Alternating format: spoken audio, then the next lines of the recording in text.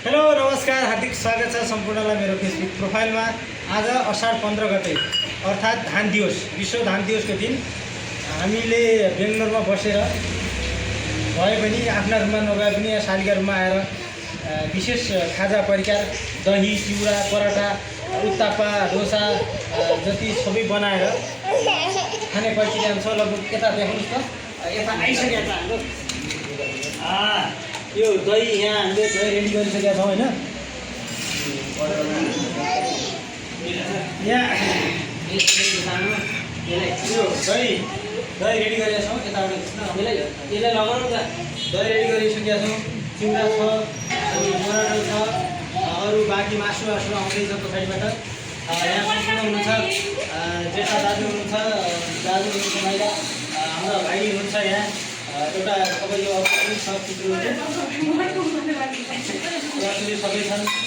सम्पूर्ण परिवार आज हामी बसेर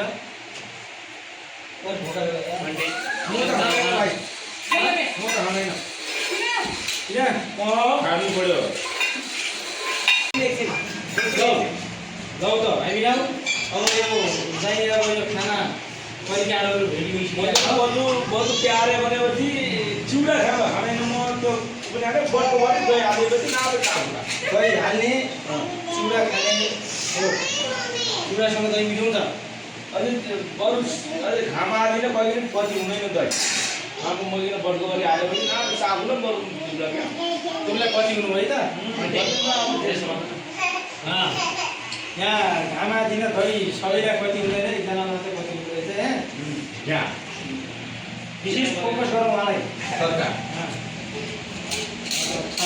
यो आएन किन भनेपछि अब दही लाग्दैन क्या नाप बटको भरि हाल्नु नाप चाफुले म केही छैन। ल यो भयो। अब यहाँ दही हाल्यो अनि दही हालेपछि अहिले अलि यस्तो भयो। पेट लाग्दो नहाले दहीमा हाल्नु बरु यी दियो राणा दिने हो। समस्या क्या हो?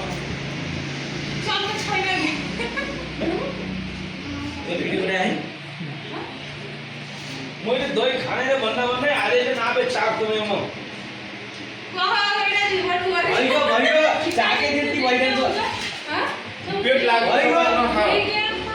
पेट लागेपछि क्या ठिक नै नापे चाख्ने भएको भए नाप अरू चाख्ने हालिदिउँ कि त? नाप अरू चाख्ने आयो? छोड भने भइगयो यसो नाप हाल्दा सब भन्ने भन्ने बस भइगयो। दबाई खाए ल भइगयो चाखे भइगयो।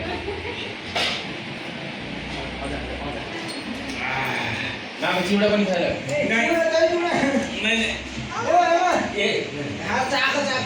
नाम यो ल